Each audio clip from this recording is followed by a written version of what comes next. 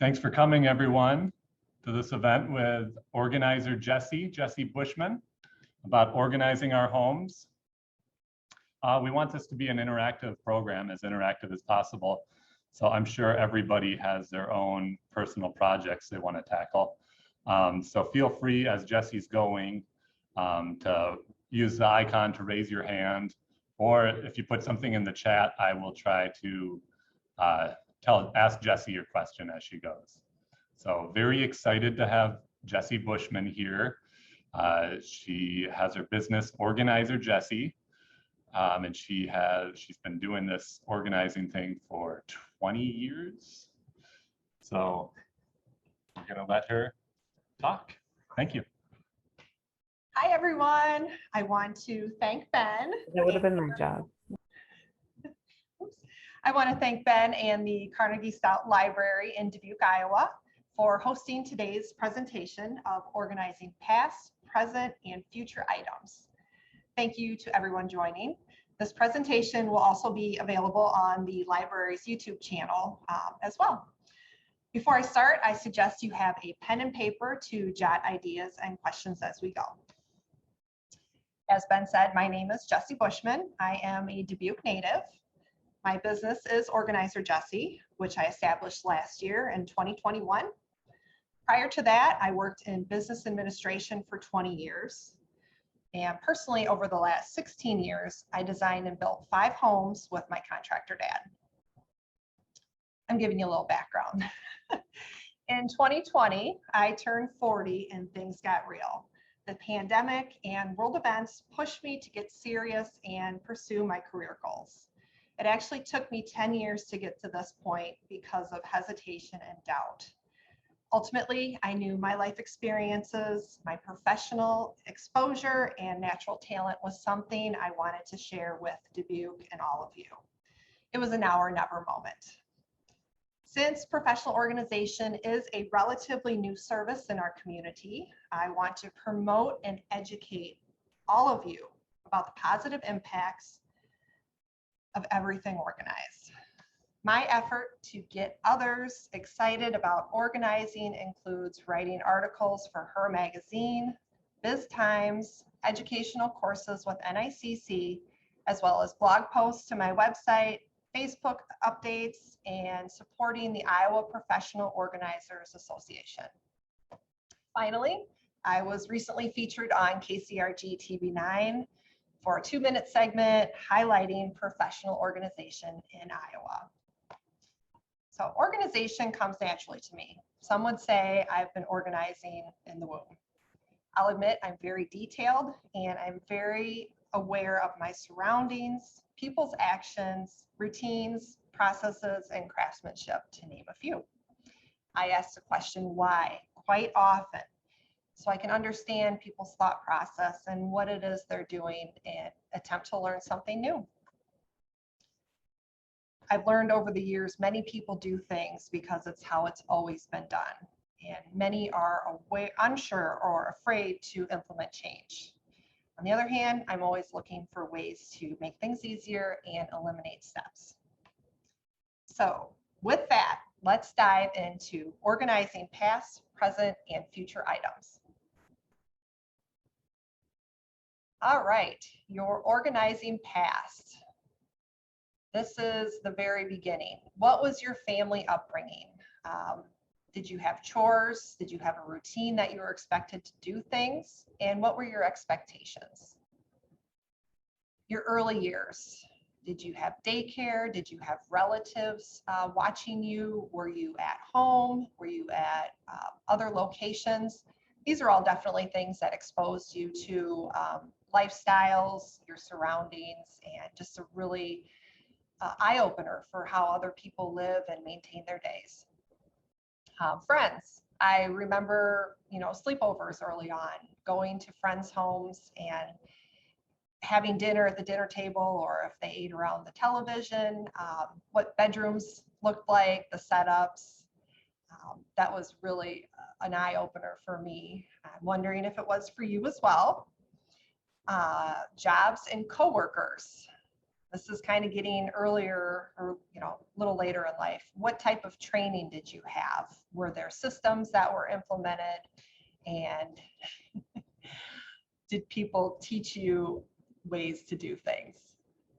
Volunteering is also another great exposure that would teach you ways to get organized, and social exposure.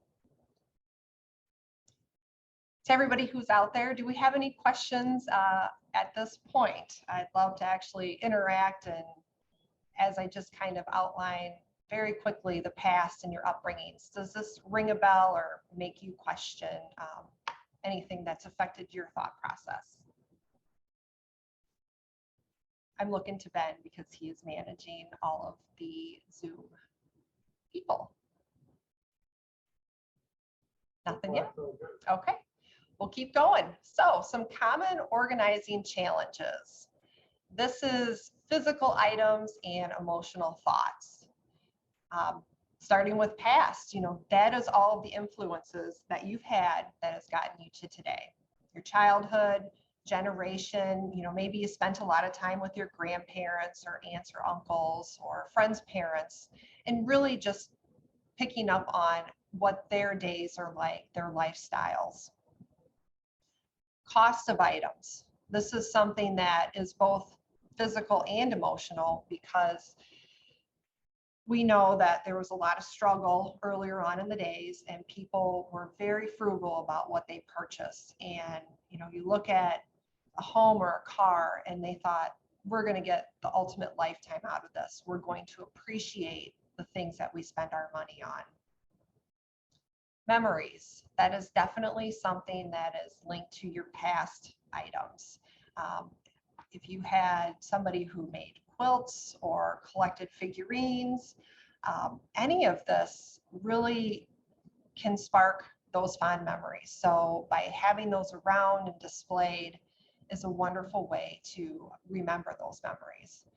Now that can go two ways. You can have positive or negative memories. So that really does carry on to what these items mean to you. Guilt is a big thing that people carry on throughout their lives. Again, if there was something that was cost a lot and it was given to you, and it's looked at as a legacy item, a lot of people have a hard time with letting go of things because they feel maybe they're letting somebody down. That ties into doubt. Should I be letting this go? Should I be passing it on? Should I be keeping this for the what if or the someday? I jumped ahead there. But the disappointment, the doubt, the hesitation, all of those things, we learn that at an early age, and we bring that with us through our days. Sentimental items, those are all pretty much the same thing. And I want to talk about positive reminders. One thing that I've come across quite often is people have items and they're in a box in a basement collecting dust. They haven't opened that box for 10 years. They forgot what they actually have. So I highly love to suggest to people, if you're going to have something that means something to you, display it, use it, make sure that you're appreciating it and holding it on for that specific reason. So that's just a little bit of the past influences. And of course, the purpose of today's presentation is to help you think outside of the box, because I want to promote success personally and professionally. So the first block is the past. Think about all of the factors that you are bringing into your adulthood, or maybe you're a teenager. What have you learned? What are you bringing with you? Sometimes you can look at it as baggage. I've heard that term before. And that can be a positive or a negative reminder for you. So we jump into present. What do we need? What are the things that help our day, help us function throughout our day, and that benefit our families and our workplace and pretty much anybody who is interacting with you? So I know so many people struggle with daily mail. How do you create a system to keep the clutter down, to make sure you're not missing payments, making sure that you have funds to cover your expenses? What are you doing in your present day to meet the needs to address daily mail? Your family documentation. This is a big thing. Everything from birth, your birth certificates, now we have your vaccination cards, your proof of identity, anything that would tie into a document for either yourself or your family members. And this can grow so big because if you're taking care of a relative, now you're maintaining not only your information, but somebody else's. And looking at your needs of your accessibility to that. Are you able to get everything together and go over this information with family? Take a drink here. All right, jump into your tax and financial information. Some people have documents from their entire life. I know I do. And the reason I do is because it takes one tote and it doesn't bother me to have that information. I'll be honest, I've looked back at it throughout the years and chuckled about what incomes were, what positions, what jobs I've held. And it's kind of it sparks a memory. And so for that reason, I have no problem keeping that. Now for yourselves, if you have information consolidated, that's wonderful. But if that's something that you're working towards bettering, there's definitely systems and ways to maintain that. Child projects. This is a huge one. There's a lot of parents out there who want to keep every piece of art that their children have made. And it's possible that you even still have every piece of artwork that you've made because your parents, your past influences, has given that to you. If you're in that situation, I would like to know, have any of you pulled out your paper mache creations and looked at those? Or is that something that's tucked away in the basement or up in the attic? So looking at the past projects and artwork, does that fit into your present needs? Is this something that you find valuable? If so, I like to talk about ways that you can display it, do a rotation.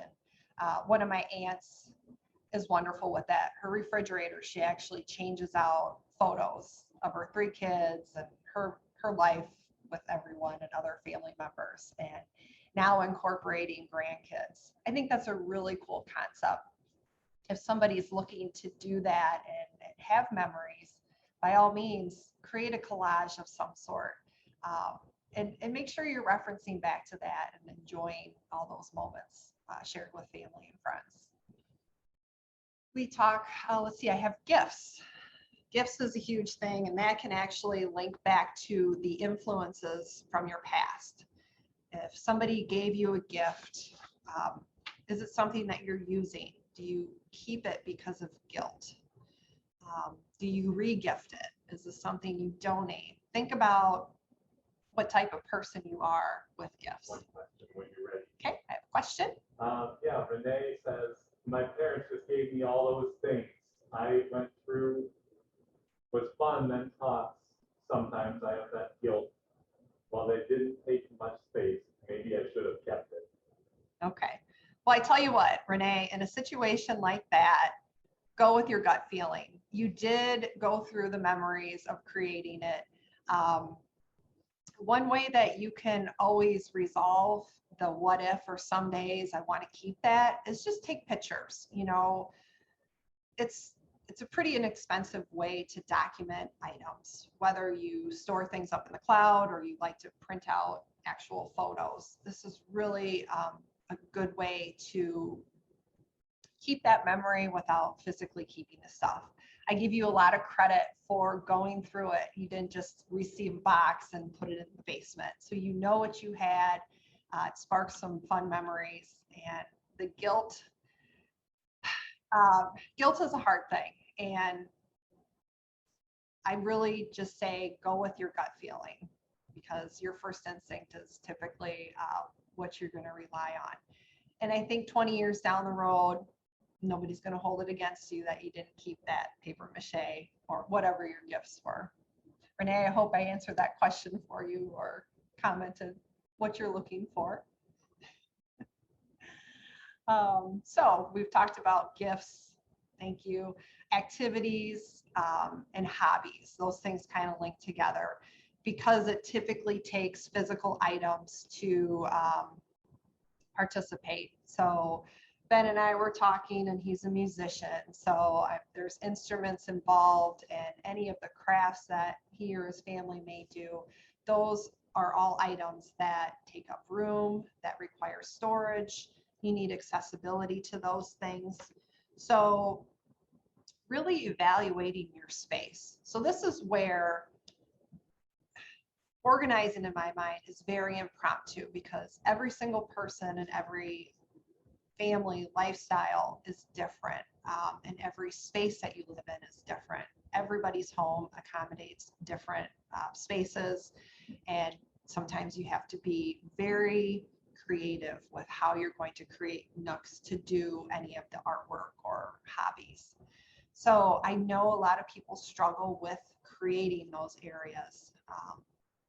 So when you find the things that are important to you and you look at your collection of items, knowing what you use, what you find value in, and then just understanding that it's okay, you do outgrow things and our interests change.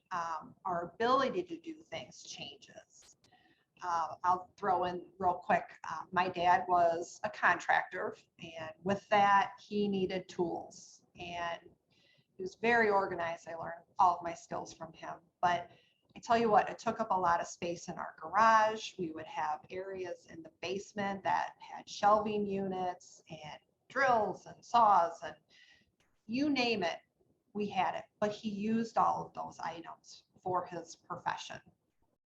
Now that he's retired, it was the time to accept that he's gotten his use out of these things. Of course, there is sentimental value tied up in that. It's tools, you know, when you think about that, it's very interesting. But all of those pieces represented a job that he performed, and he actually links a tool to the client he used it for and the feeling of gratitude that he received from the clients. He created a relationship with his stuff.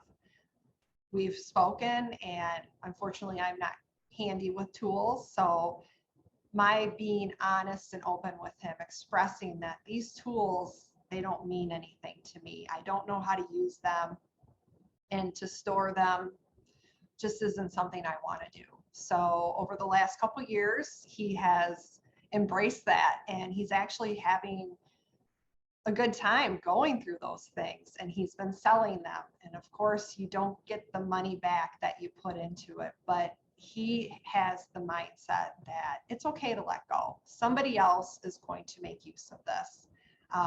He's actually had some really fun conversations with people who are buying these items, and the gratitude, because if they're just starting out, they don't have the funds to buy things that are brand new today. So it's kind of just been full circle watching that process. And I know someday I will have to go through that as well, which everybody does. We're all collecting things. We're all using things currently. And now I'm going to actually jump into the future. We are definitely planning ahead. So the present needs mindset is my last thing, and that really is where we're going to go from today forward. We know what our past was. We know what physical items and emotional thoughts that we have learned and brought with us to today. So looking at what our needs are, now we can plan for our future and our priorities. And planning ahead, there are so many elements that organization can help you reduce any fear or stress or doubt, because you know what's coming. We don't have a timeline for anything, but we know what will happen. We can plan for illnesses or injuries. All of those things are future priorities. So family additions, nobody says if you're just going to have one child, you could have triplets. That's a wonderful thing. But when that happens, now your priorities change. Your house isn't big enough. Or is it? Is this a case where we have 4 children, we love this house, we love this neighborhood? Now this is where you become very creative with your space and what your home offers you. Family loss is another thing that we have to plan for. And with that, we actually are going to redo this cycle. We're going to think about how people would want you to deal with their items. By all means, people do not want to burden family and friends. So that is something that we have to accept. It's not a guilt factor, nor should it be, but it's just reality. So document retention, that's very well, much like the present needs. So future planning. We've all had jobs where we contribute to our 401ks, and at that time, we may have been married. We could have gone through a divorce and been remarried again. But making sure that you have those beneficiaries up to date. There's a lot of people who, we did it, it's put away. I don't look at those paper, the documents. I can't tell you whose name's on that. So definitely planning ahead for your future and making sure that all of your documents are easy to get to, they're current. Have you moved? Are your addresses updated? How are they going to find you in the future? It's possible that accounts were closed out, so you have documents that are no longer valid. So making sure that that information that you're retaining is current. We had any pop-ups yet? Okay. Please feel free to ask questions. Either raising your hand or in the chat. Great. Okay. So security, just that feeling that you are as prepared as you can be. Obviously, there's always that factor of chance that you can't be 100% prepared for everything. But just knowing that you've made the efforts to have your affairs in order is really just it's a blessing. I can go home and I know that whatever happens, we live our days one day at a time, but someday down the road, it's going to be very simple for somebody to take care of the legacy that I leave behind. Stuff, the memories, that's a big thing. So we look at our goals when you're planning for your future. What type of path do you want to set for yourself? That's a big thing. We look at our medical history. All of these things factor into our priorities of the future. Aging accessibility, downsizing, and retirement. So by all means, all of these things are topics, I guess you would say, that I think about when I'm helping others organize. And these are just really good pieces of information I want to provide for everyone to think about going forward for themselves. All right, let's go to the next slide there.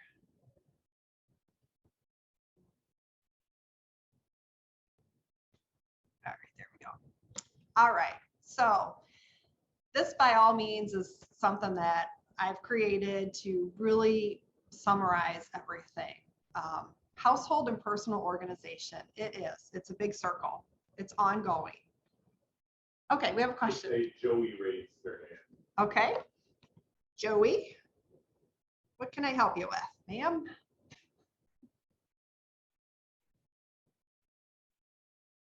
Unmute.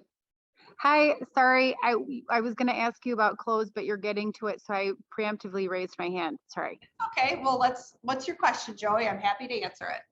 Oh, Patty and I were wondering just kind of where you start just going through all of your clothing, like just where do you begin? Like I have a very bad habit of like keeping everything forever and I don't know where to start. Okay, well, grab a drawer and open it up and dump it out. I actually did this a couple weeks ago because I practice what I preach, and I spent about 4 hours and I tried on every piece of clothing that I had, and it was a lot of fun. it actually made me realize that I had some pieces that I forgot about and I want to incorporate back into my wardrobe. So your starting point is just grab a drawer, go to your hanging areas, whatever you have. If you've got stuff in storage that you haven't touched, I would say start there, because if it's in storage, more than likely that's going to be your easiest process to let go of. And I feel like, you know, you have people that you can do some clothes trading and have some Sometimes fun I with feel it. better. I'm not just buying for myself here, but sometimes I feel better giving it to someone I know. Well, I gotta bring pants. I actually need to get. Thanks, Patty and Joey. I hope that kind of got you started. We were in on your conversation. So I know you two are probably figuring out what you could trade on and work towards for your entertaining outfits.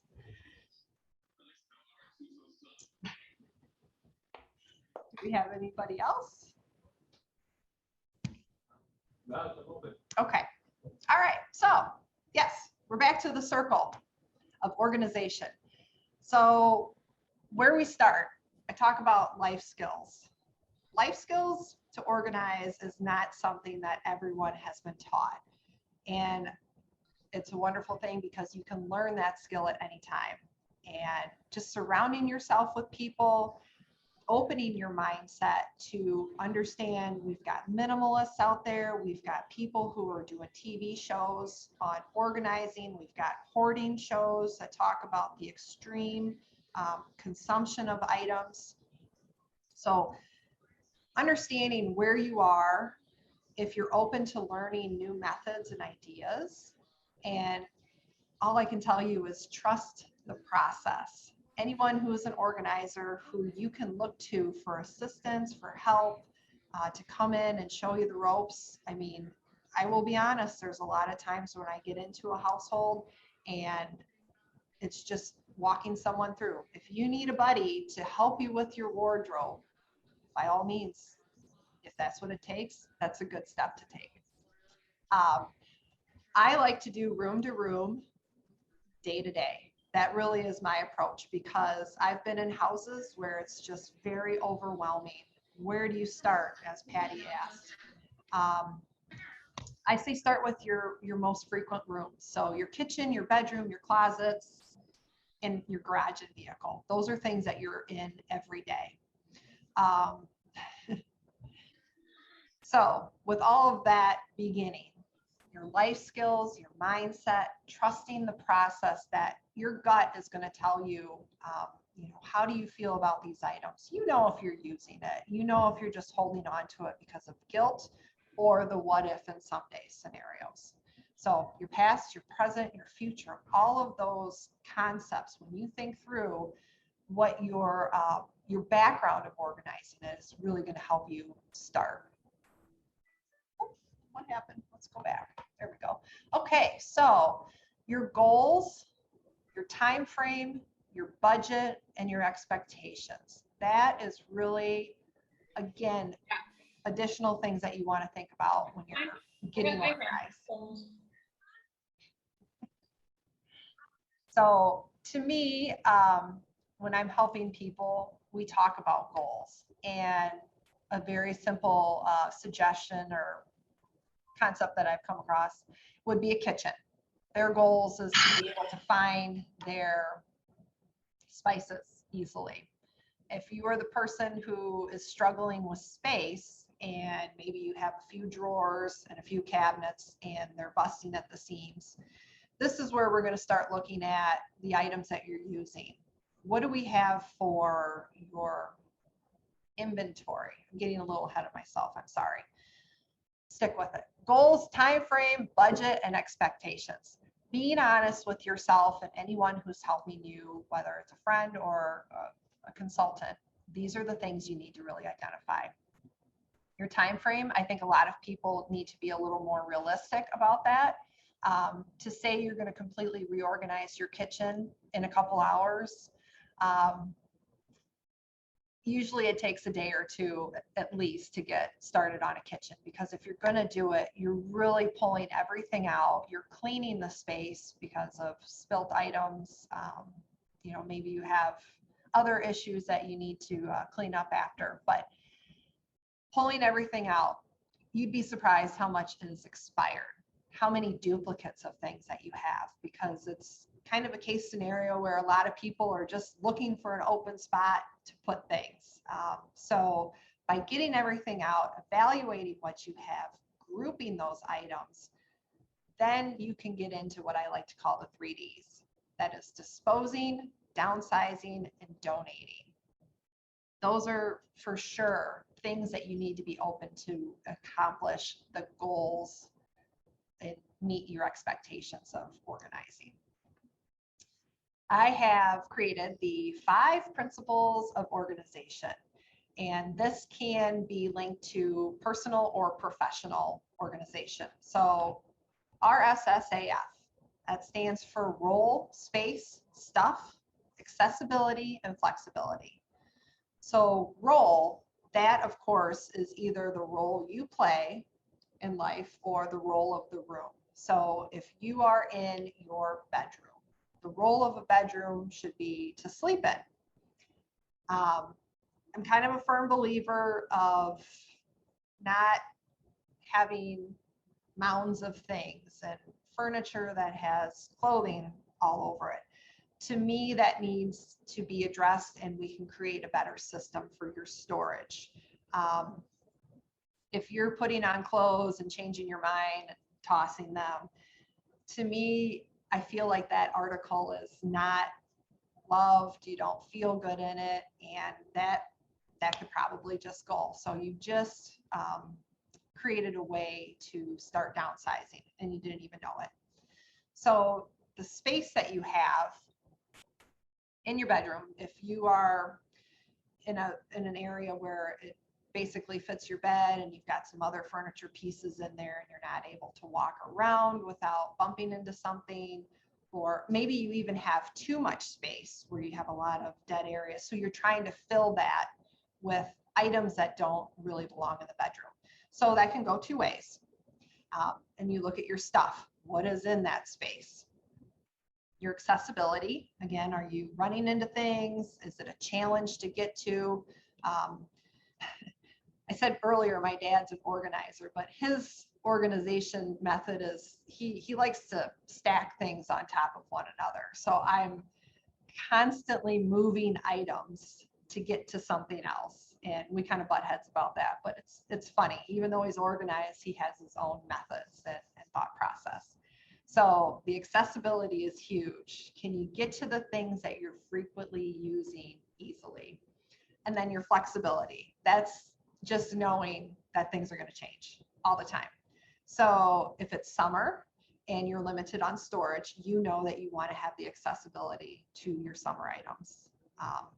And then the flexibility, knowing that you're going to take some time to swap out your winter and summer clothes.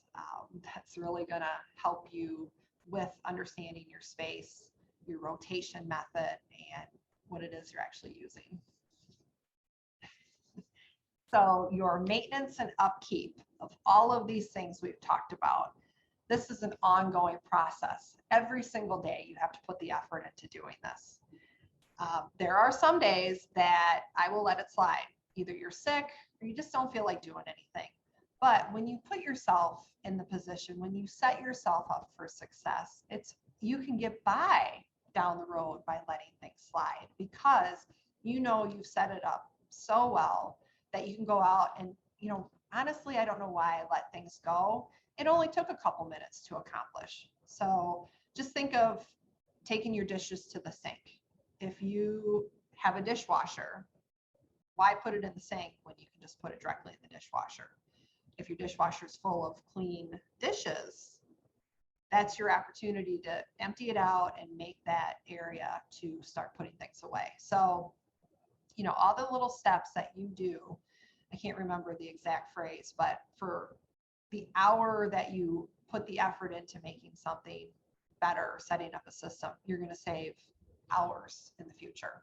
So keeping that up, maintaining that, you're gonna really see results for your efforts. Okay, we look at the 3 F's, the I and the R. Flow, function, frequency, inventory, and rotation. This, I think, can definitely align with the kitchen setup. You look at where your stove is, where your sink is, where your dishwasher is, where your refrigerator is, where you're dining. What's the setup for where your plates are, your glasses? Are you moving around easily? Are you having to move things to always get to the stuff that you're looking for? So the function of your kitchen, you know, the frequency of the items you're using. I talked about earlier, you know, when you're cleaning out and organizing. Inventory, what do you have? Is this a case scenario where it will be a time saver and a money saver to start taking everything out and looking at what you have? If you've got a pantry that is not designed well, it's just shelves and you're constantly shoving things back in those spaces. Do you really know what you have? If you have chili beans and you have 30 cans of them because you're the type of person who buys them because they're on sale, and then you bring them home to realize that you have 30 cans already. This is where it's going to benefit you with creating lists, meal planning, understanding that you want to utilize the things that you've already spent your money on and cooking with that. So definitely inventory and rotation is a big thing that I think a lot of people kind of miss on. Spices, I didn't really know this, but those expire. They don't have any potency. So buy what you need. If you have an item, a dish that calls for something that's kind of random and you're only going to use it once, I mean, is it really worth cooking? Have you made it before? Are you willing to put the time and effort into doing that? Let's see. With that, you know, talking about inventory and rotation, I really want people to open their mindset and think about intentional spending. All the money that we're spending and all the items, everything that we, you know, are exposed to with media and keeping up with the Joneses. I just have to laugh at that. Us as humans, we really don't need much. You know, we need a house to live in, we need clothes on our backs, a vehicle to get to and from, and food in our stomachs. So if you are the type of person who is always late, struggling to be organized, and somebody who really just wants to improve, with organization, you look at time management and all of these things. I mean, I'll tell you, organizing is so much more than just making sure your piles are in a neat order. So again, I wish I could see people. This is kind of interesting. I just want to make sure that everyone is opening. There we go. We got some stuff here. Hi, everyone. I see a couple faces. Overall, stuff is emotional. It represents memories. It represents status to people, to some, and their necessities. So thinking about it in that perspective, it actually could change your mindset of what you're buying and what you're spending your time and struggling with. I just recently worked with a woman who's 92 years old, and we're doing some downsizing for her. And the purpose of this is, she said she is sick of worrying. In her words exactly, if I don't have it, I don't have to worry about it. By all means, she's got to figure it out. She's planning for her future at 92, living independently, but she knows that she will be downsizing someday. And she's worried about her basement, everything that's in it, because she knows there's not going to be a place for it. So by planning ahead, she can warm up to the idea. This is a lifetime that she's had these things, and her approach to it is something I think all of us can learn from and really just tune into that. She knows what's important. She has the memories that these things have given her, and now it's time to plan for that next chapter. Let's see here. How can I flip again here?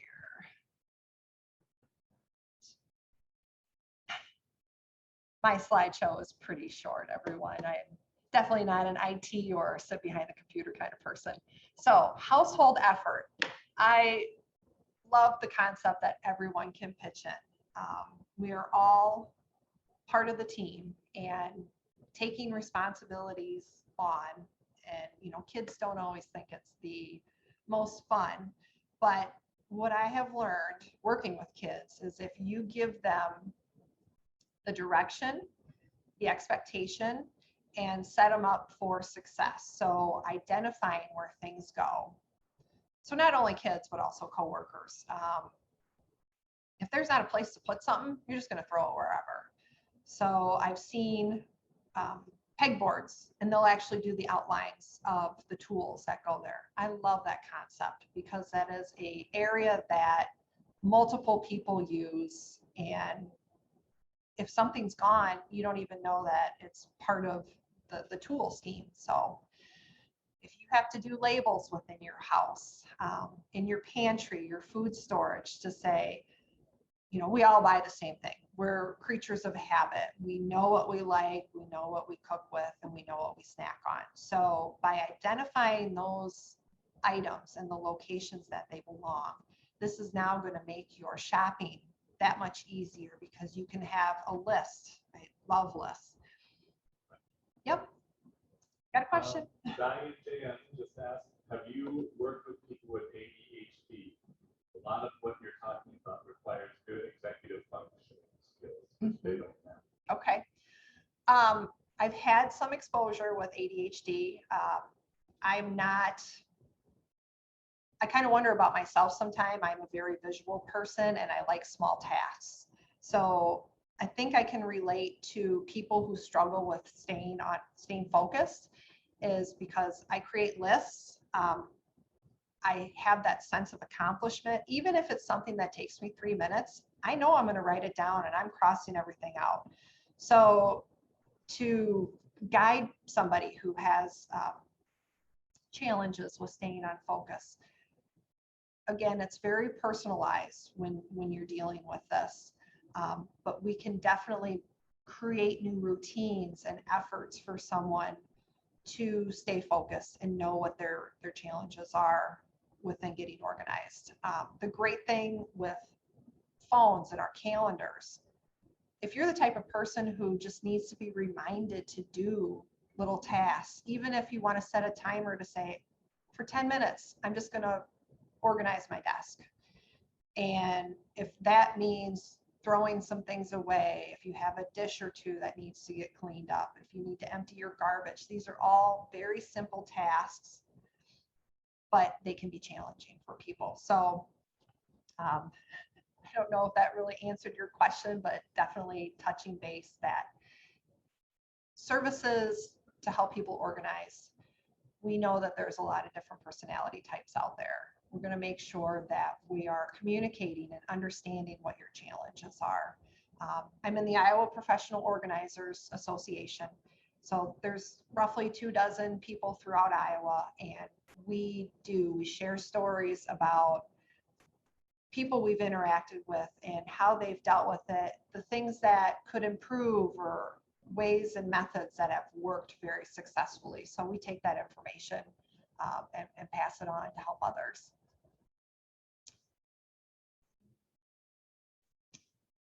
Okay.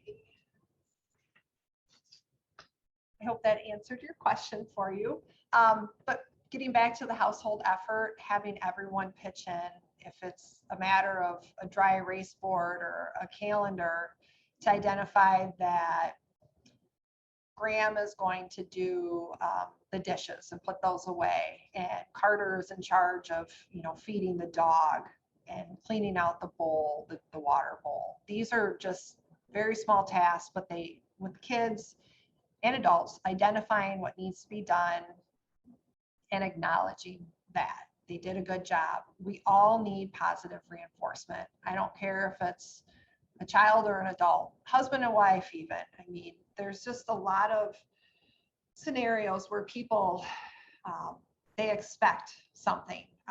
The expectations is a huge part of communication with organizing. And you took the garbage out. That's wonderful. You know, you're not required. It could have been something I would do.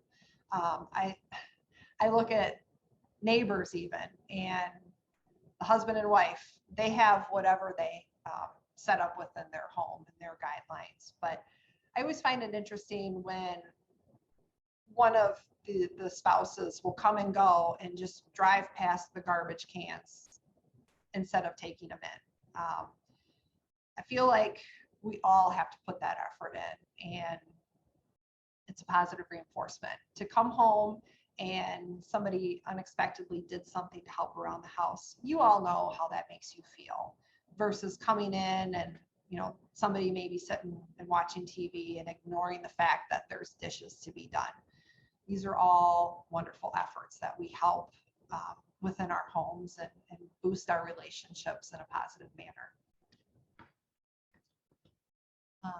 Okay, so this is the time I've been waiting for. Questions. What are your challenges? Anything organization, I would love to hear it and try to share some insight with you.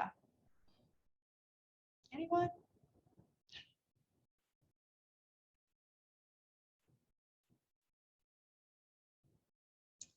Doesn't look like it.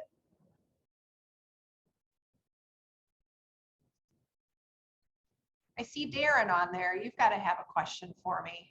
Something related to renovating and tenants. Let's hear it.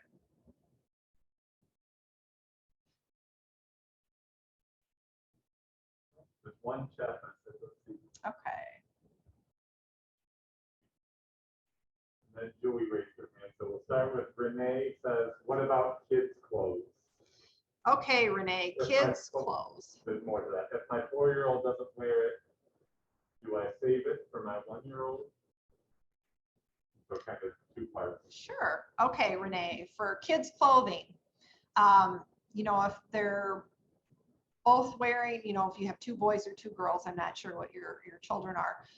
By all means, if you feel that you can make use of that outfit, go for it. Keep it. I highly recommend the vacuum seal bags. Those are the greatest thing. You can get them at the dollar store or Walmart, but that would be a really great option for you to store the clothing.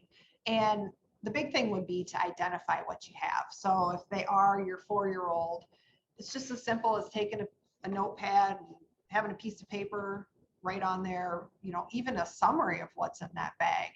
That's going to help you identify going through all of your items and what you're using. On the flip side, if you enjoy purchasing new things or you've got other options of hand-me-downs, if it's in good condition, there's always somebody, a family, who's in need for those clothing at this time. I hope that answered your question, Renee, but you can always contact me after the fact if you want to elaborate.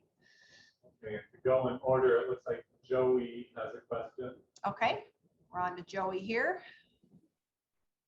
Hi, I think it was kind of a statement, just back to the clothes thing.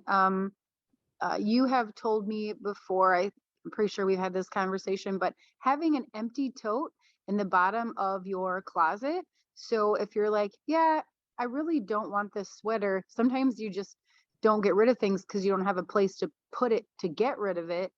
And you're not necessarily even dedicating an hour to sorting, but just having an empty bin at the base of your closet and just put things in there when you're like, I tried it on, I don't like it. You're going to get rid of it a lot faster. Yes, absolutely. Thank you for catching me on that. I do have an ongoing donation pile in my closet. Right now I have a sweater that I was going to wear the other day, and it's just like, I know what I don't like about it. I know what things I'm comfortable in. So it's going to sit there until I get a collection of maybe 4 or 5 pieces, or maybe 10. You know, I did just do a purge, so I feel like I'm pretty good. But for you, for anybody else out there, by all means, have a box or a bag or something, a place to put the clothing. And when you get, like I said, more than 4 or 5 or 6 pieces, give them one last look. If you feel the need, if you are like a regret person, put it back on and say, you know what, I was right. There was a reason that I wanted to give this a new owner, and get it out the door. There are so many organizations in Dubuque and surrounding areas that benefit people, more so than just Goodwill. No offense, but there are people in our community who can benefit from those items. We have another question from Mary Emily. How to organize all the paper, mail, receipts, etc., that end up in piles on the kitchen counter. Okay, so Mary, mail, paper, receipts, that's my favorite. I have created right inside of my garage door a mail station. So I have a spot for a shredder because majority of that stuff is junk and I don't want my name on in my recycling bin. And then I also have right there my tote for all of my bills. So if you're still receiving bills via paper, which I'm assuming so, go ahead and dedicate files exactly for that. So like, just to give you an idea, I have my bank records, I have my credit card receipts and statements. So they actually have folders, the plastic ones, and there's 2 pockets. So when I come home and I've downsized credit cards, I only have 1 credit card now, that receipt goes right in the current folder, and on the back side is where I keep all of my statements. A lot of people just toss their receipts, but I like to, having the accounting background, every month when I get that statement, I go through and I check off every receipt to make sure that those are actually charges that I made. And it's a really good opportunity to reevaluate my spending habits. And so for receipts and mail, those are one way, you know, in your hanging files, and doing it daily, that is going to help you really cut back or at least eliminate any piles. So setting yourself up with a station of where you can get to it very quickly, you know, and that may be rearranging some things in your home, in your office. And I think that'll be a really good start for you to get organized with your paperwork. And again, I can always help you after the fact. Hope that helped you a little bit, Mary. Thank you for asking.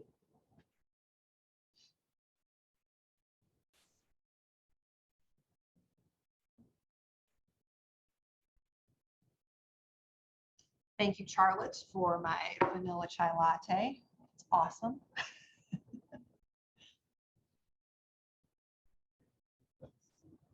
That looks good. How about Kathy? I have a Kathy R out there. Do you have any questions for me?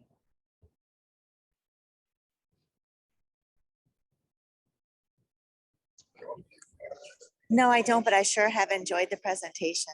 Oh, thank you, Kathy. I appreciate that. Thanks for coming on today. I appreciate the support, and I hope the insight that I've provided everyone and for future viewings that it just really got your minds thinking and open to new ways. Okay. Renee asks, how about the junk drawer? Any insight? Oh, Renee. Renee is asking about junk drawers. The best way to tackle a junk drawer is first off, just dump it out. Everything out. And I love little dividers. So you can either use boxes, you know, like what your checkbooks come in, or you can go to the dollar store, or, you know, TJ Maxx is a really great resource for organizing bins. So in your junk drawer, it may be ideal to factor out some of the things. So pens, paper, tape, staples, paper clips. Those are kind of the things that come to mind for my junk drawer. I don't know if you're storing tools in there. You know, I've come across drawers with nails and pins and rubber bands. I mean, all of those things, it really deserves its own little nook. And if you've got a square drawer, you can really get creative on all the square items that you're going to put in there to contain those pieces. But for sure, just dump it out and start from scratch.